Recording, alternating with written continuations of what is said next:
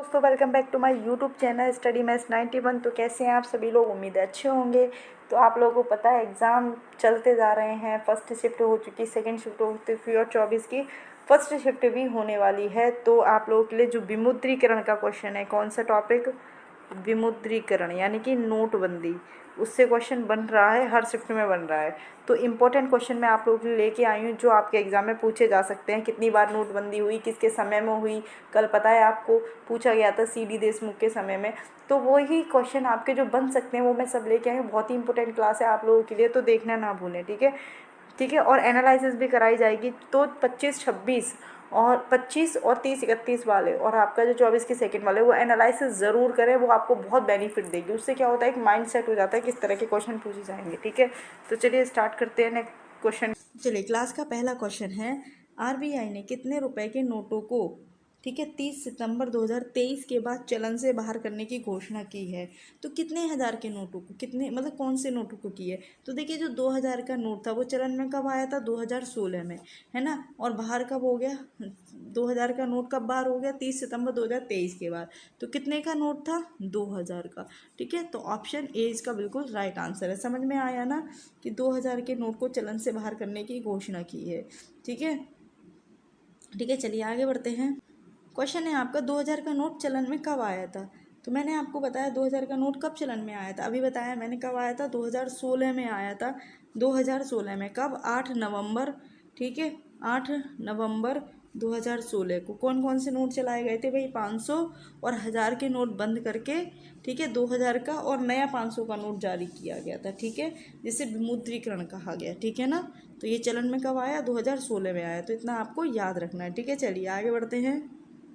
देखिए, क्वेश्चन है, 2000 के नोट पर पीछे की तरफ किसकी आकृति छपी हुई है? मतलब 2000 के नोट पर जो पीछे की तरफ है वो किसकी आकृति छपी हुई है?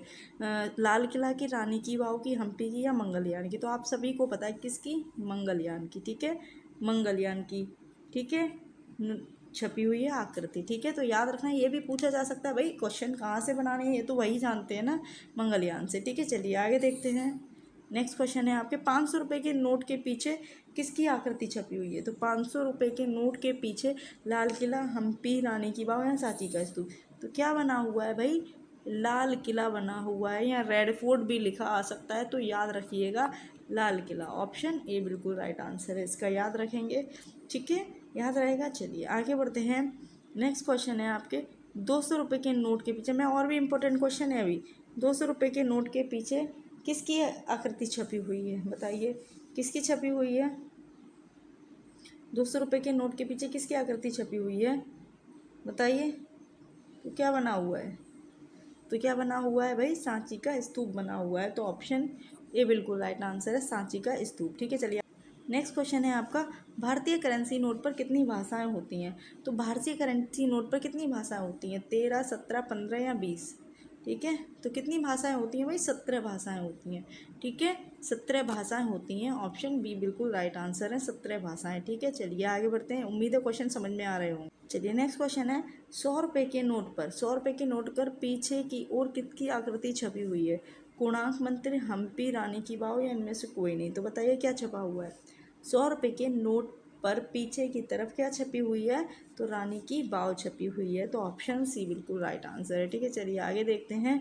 50 रुपये के नोट पर, 50 रुपये के नोट पर पीछे की तरफ कौन सी आकृति छपी हुई है? बताइए भाई, 50 रुपये के नोट पर बताइए, बताइए भाई क्या छपा हुआ है 50 रुपये के? रानी की वाव, कोणार्क मंदिर, हम्पी के रथ या लाल किला? क्या बना हुआ है बताइए? तो क्या बना हुआ है? हम्पी के रथ। ऑप्शन सी बिल्कुल राइट आंसर है, ठीक है? चलिए आगे बढ़ते हैं। नेक्स्ट है, 20 रुपये के नोट पर, ठीक है, 20 रुपये के नोट पर क्या छपा हुआ है पीछे की तरफ? 20 रुपये के नोट पर तो क्या छपा हुआ है भाई? एलोरा की गुफाएं। क्या छपा हुआ है? एलोरा की गुफाएं, ये भी याद रखना है।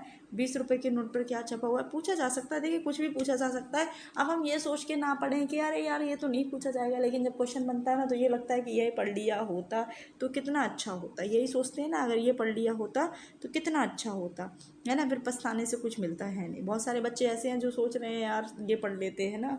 मेरे मतलब क्वेश्चन जो मैंने कराए हैं उनमें से काफ़ी, थोड़ा जीएस मैं मान सकती हूँ टफ आई है, ठीक है, लेकिन फिर भी कोशिश तो कर सकते हैं ना। 10 रुपये के नोट पर क्या छपा हुआ है? तो जगन्नाथ मंदिर, स्वर्ण मंदिर, कोणार्क सूर्य मंदिर या सोमनाथ। क्या छपा हुआ है? कोणार्क सूर्य मंदिर। ठीक है, ऑप्शन सी बिल्कुल राइट आंसर है। ठीक है, चलिए आगे बढ़ते हैं। ये तो मैंने बता ही दिया आपको। ठीक है, भारतीय मुद्रा के लिए प्रतीक चिन्ह रुपए का डिज़ाइन किसने तैयार किया है? बताइए। भारतीय रुपए की जो प्रतीक चिन्ह है वो किसने तैयार किया है? बताइए। रघुराम राजन, डॉक्टर उदय शंकर, डी उदय कुमार या फिर इनमें से कोई नहीं। किसने तैयार किया है? देखिए, कौन सा रुपए, जो हमारे रुपए लिखा हुआ था, तो ये किसने तैयार किया है? डी उदय कुमार ने तैयार किया है। ठीक है, गलत मत कर दें, डी उदय कुमार ने डिज़ाइन इसका तैयार किया है। चलिए आगे देखते हैं। 1 रुपये के नोट को 1 रुपये के नोट को कौन जारी करता है भाई? 1 रुपये के नोट को कौन जारी करता है? भारतीय रिजर्व बैंक, भारतीय स्टेट बैंक या वित्त मंत्रालय। तो कौन जारी करता है? तो कौन जारी करता है भाई? वित्त मंत्रालय जारी करता है। ऑप्शन सी बिल्कुल राइट आंसर है। 1 रुपये के नोट को वित्त मंत्रालय जारी करता है, ये आपको याद रखना है। ठीक है, चलिए अब है 1 रुपये के नोट पर किसका हस्ताक्षर होता है, यानी कि कौन साइन करता है? कौन साइन करता है 1 रुपये के नोट पर?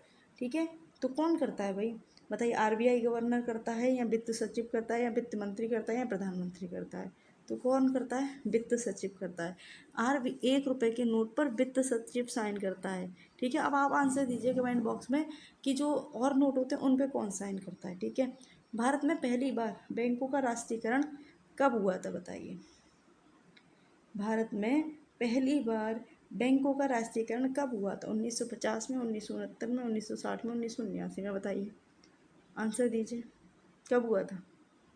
बहुत इंपॉर्टेंट क्वेश्चन है। कब हुआ था? 1969 में। 1969 में हुआ था पहली बार बैंकों का राष्ट्रीयकरण। ठीक है, चलिए आगे देखते हैं।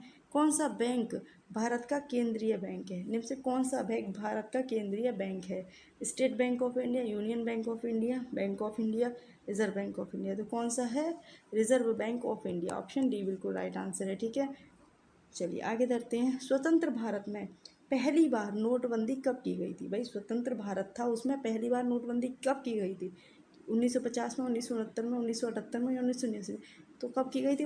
देखिए 1969 में तो बैंकों का राष्ट्रीयकरण हुआ था। 1978 में क्या हुआ था?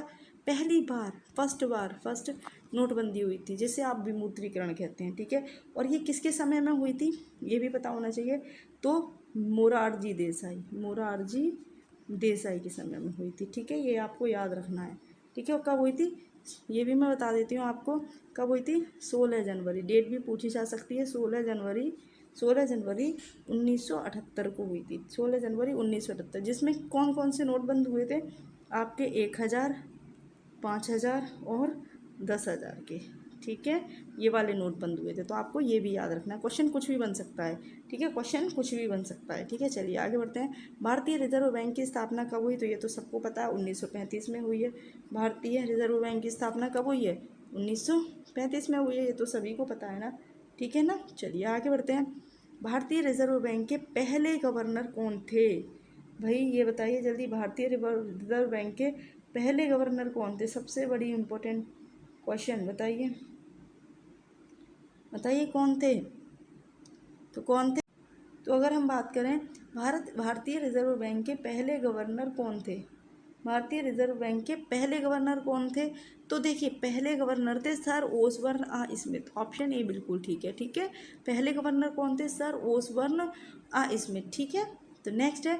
अब क्वेश्चन देखिए, क्वेश्चन समझिएगा, क्वेश्चन गलत हो जाएगा। भारतीय रिजर्व बैंक के पहले भारतीय गवर्नर कौन थे? तो भारतीय गवर्नर थे सीडी देशमुख, चिंतामन द्वारकानाथ देशमुख। ठीक है, ऑप्शन सी बिल्कुल राइट आंसर है। दोनों में अंतर है। ठीक है, कंफ्यूज होने वाला क्वेश्चन है, तो दोनों में अंतर है, तो याद रखिएगा। ठीक है, चलिए आगे बढ़ते हैं।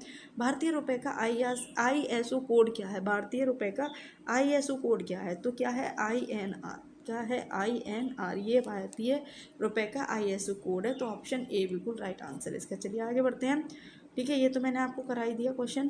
किसके द्वारा? अच्छा हाँ, ये और जो भारतीय मुद्रा आपूर्ति किसके द्वारा नियंत्रित की जाती है? बताइए, किसके द्वारा की जाती है?